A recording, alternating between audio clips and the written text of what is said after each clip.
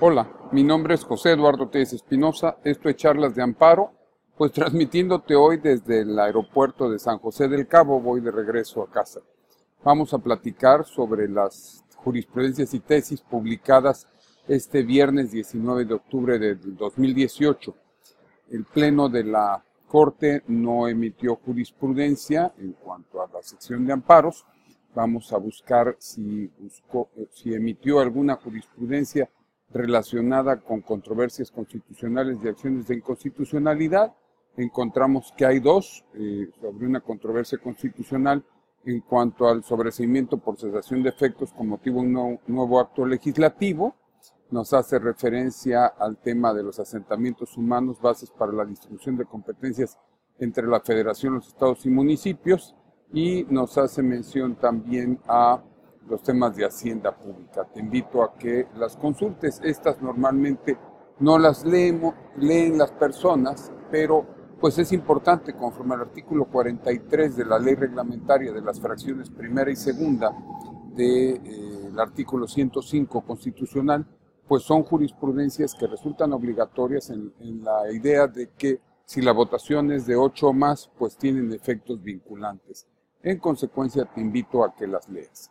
Si regresamos al tema relacionado con las tesis de amparo, vamos a encontrar que la primera sala emitió 3 jurisprudencias que son publicadas más una aislada, al igual que la segunda sala 3 jurisprudencias, 3 tesis aisladas, 11 jurisprudencias de circuito y 98 nuevos criterios de tribunales colegiados. Demos lectura a las jurisprudencias y tesis de la primera sala. En la jurisprudencia 34 del 2018 viene un importante criterio sobre el juicio de amparo, pero en este aspecto, cuando se planteó cuáles son los límites de la apelación, cuando estamos en presencia de un procedimiento abreviado y la sentencia definitiva derivada de aquel, que a su vez se va en amparo directo.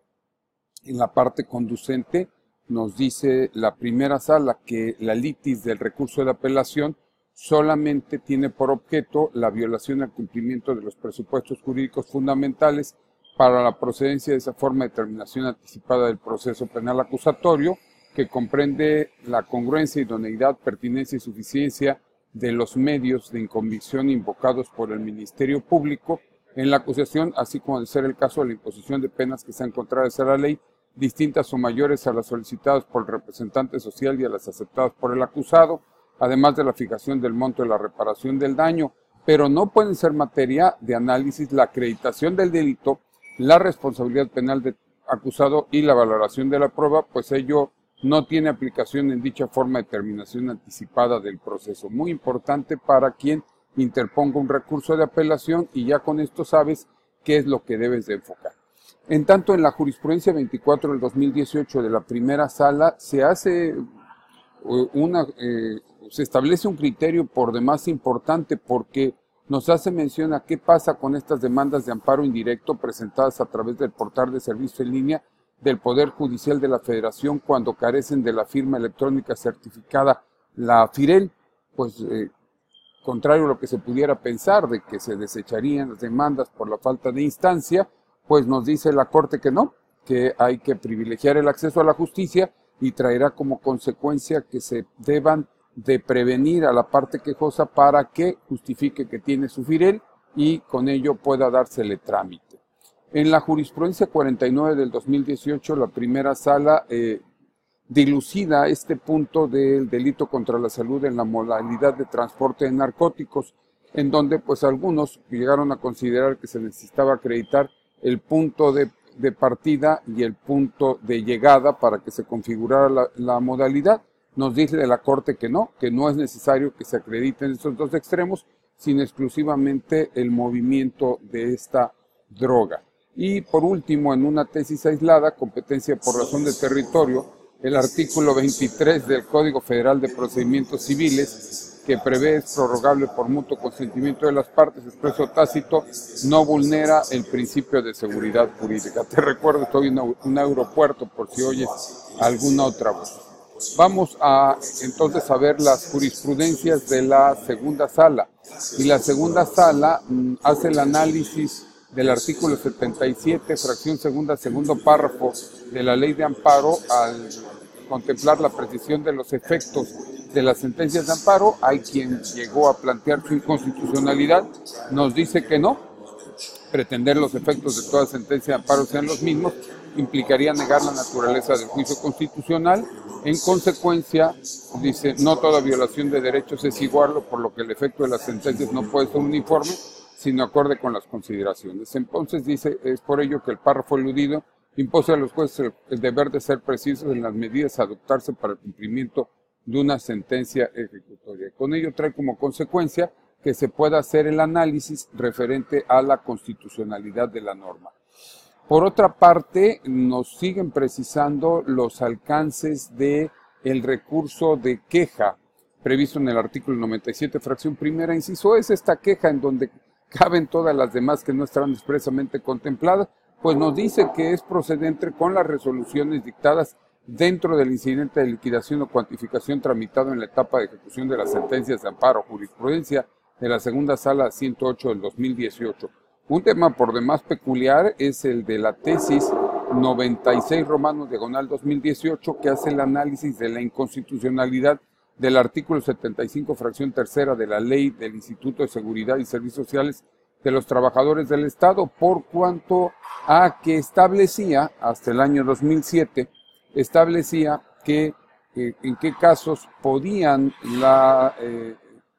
en el supuesto de los hombres o las mujeres que fueran cónyuges supérstites, en cuanto a la pensión de viudez, se decía, bueno, a la mujer bastaba con que fuera la cónyuge, y en el caso del esposo se decía que tenía que ser mayor de 55 años y estar incapacitado para trabajar. Dice, no, debe de haber igualdad entre hombre y mujer, y en consecuencia tales distinciones se basan simplemente en el sexo de la persona en estado de viudez, y por lo mismo viola este artículo primer párrafo de la Constitución, y por lo mismo es inconstitucional el artículo.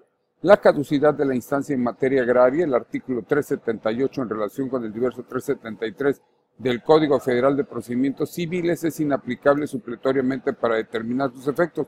Nos dice en esta jurisprudencia 105 del 2018 la Corte, no, dice, no te vayas al Código Federal de Procedimientos Civiles, atiende exclusivamente a la ley agraria. En una tesis aislada en la 95 de la segunda sala, el acuerdo por el que sujeta permiso previo a la exportación de azúcar, publicado en el Diario Oficial de la Federación del 6 de febrero de 2015, viola el derecho de igualdad y no discriminación. Precedentes importantes, está invitado a que hagas tu base de datos con todos los actos referentes a la inconstitucionalidad. Y finalmente, en la jurisprudencia 99 diagonal 2018, nos establece los actos omisivos. Cuando la autoridad niega su existencia, el juez debe examinarla verificando si la responsable se encontraba en aptitud legal de atender lo solicitado. ¿Recuerdas? Hay una jurisprudencia reciente en donde la Corte nos habló de los actos omisivos y lo que son los deberes por parte de la autoridad. En este caso se amplía, en donde dice, bueno, no basta que reclames una omisión, y si se negó por parte de la responsable la existencia, y dice el juzgador, en el capítulo de existencia debe analizar precisamente este aspecto, es decir, si la autoridad se encontraba en condiciones o momento de contestar la solicitud de origen, o si el procedimiento respectivo estaba en estado de resolución, lo que en su caso podrá dar lugar al sobreseimiento por inexistencia. Pues desde luego se trata de omisiones y tenemos que verificar en qué estado se encuentra. Con ello terminamos el estudio de las jurisprudencias de tesis de la segunda sala. 11 jurisprudencias de plenos de circuito. Recuerda, solamente son obligatorias en el circuito respectivo. En el primer circuito, el pleno de circuito en materia administrativa del primer circuito nos hace referencia al principio de progresividad de los derechos humanos en su modalidad de no regresividad. Resulta de observancia obligatoria para el aplicador de la norma al definir el conflicto de leyes para el Distrito Federal o la Ciudad de México, que prevén distintos plazos para la declaración de caducidad en materia fiscal. La provisión de doble enjuiciamiento no viola el principio non bis in idem, aun cuando el inculpado sea sometido a proceso por un delito cuya clasificación legal es igual o similar a la de diversa causa penal en la que sobreseyó, si se trata de hechos distintos. Hay otra de doble enjuiciamiento. La Procuraduría General de la Ciudad de México, su omisión de responder una solicitud formulada por los agentes del Ministerio Público y la Policía de Investigación constituye un acto de autoridad impugnable a través del juicio de amparo indirecto. El tema de las fotocopias certificadas de los resultados de los exámenes de control de confianza, el órgano jurisdiccional debe valorar la autorización de la solicitud en términos de la legislación local sin perjuicio de justificar los datos que en su caso se clasifiquen como confidenciales. El citatorio previo a la diligencia de ejecución mercantil, si el notificador asienta que no encontró al enjuiciado, es innecesario que asiente que requirió la presencia del demandado, nos dice el Pleno de Circuito en materia civil del primer circuito, la caducidad de la instancia en materia fiscal a partir de la teoría de los derechos adquiridos, efecto de determinar la irretroactividad de las modificaciones del plazo para su configuración. Hay tres. El tema relacionado con el amparo indirecto, el estudio de la excepción a la improcedencia del juicio derivada de la jurisprudencia 48 del 2018 debe de realizarse hasta sentencia. ¿A qué se refiere esta jurisprudencia? Pues es la que nos hizo mención a que tratándose de las omisiones en el dictado de alguna resolución, debe de haber una abierta dilación o paralización del procedimiento y por lo mismo este pleno del 11º circuito trae como consecuencia que se examine el punto y nos diga, no andes desechando las demandas, tramítalas, llega al punto final y hasta la sentencia podrías dilucidar si hay esta abierta dilación o esta paralización del procedimiento. Y finalmente, las actas de investigación administrativa realizadas por el patrón para verificar si un trabajador incurrió en alguna de las causales de la rescisión laboral al ser documentos privados, no existe obligación de que las declaraciones de aquellas consten en aquellas se desahoguen con las formalidades establecidas en el 790, fracción segunda de la Ley Federal del Trabajo. Criterios interesantes que nos dan los plenos de circuito. Finalmente, pues tienes 98 criterios, 6 jurisprudencias y 92 tesis de tribunales colegiados. Te invito a que las leas. Hay temas de usura, hay temas de transferencias de fondos, trabajadores domésticos, terrenos forestales y demás temas. Supremo Tribunal Militar, caso en que procede conceder el amparo para que se reponga el procedimiento a no estar legalmente constituido dicho órgano para dictar la sentencia reclamada conforme al artículo 3 del Código de Justicia Militar vigente hasta el 15 de junio de 2016. Vale la pena que los veamos. Como te puedes dar cuenta, seguimos estudiando amparo. Fue un placer estar en San José de los Cabos, dar el taller de redacción de demandas de amparo. Te invito el próximo jueves, transmito desde Villahermosa, Tabasco. Doy el taller en un solo día del amparo contra normas generales. Mientras eso sucede, mi nombre es José Eduardo Tellez Espinosa. Esto es Charlas de Amparo.